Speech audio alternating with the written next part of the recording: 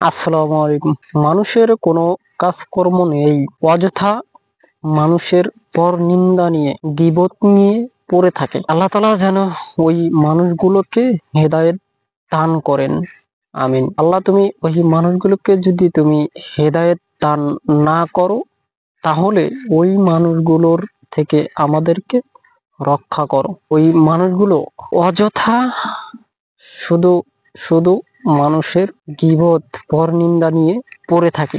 হাদিসে আছে, যেখানে দুজন মানুষ আছে সেখানে তৃতীয় মানুষ যেন না আসে। তিনজন মানুষ হলেই তখন সেখানে মানুষের পরনিন্দা হবে, গীবত হবে।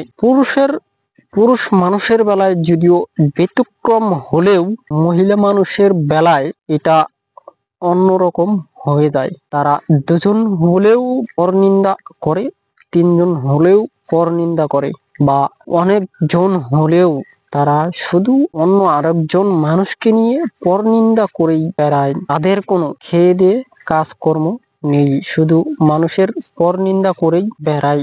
আল্লাহ, তুমি এই মানুষগুলোকে হেদায়েত দান করো, আমিন। যদি এই মানুষগুলোকে হেদায়েত দান না করো, তাহলে এই মানুষগুলো থেকে আমাদেরকে রক্ষা করো। সবাই ভালো থাকবেন, সুস্থ থাকবেন। আল্লাহ হাফেজ।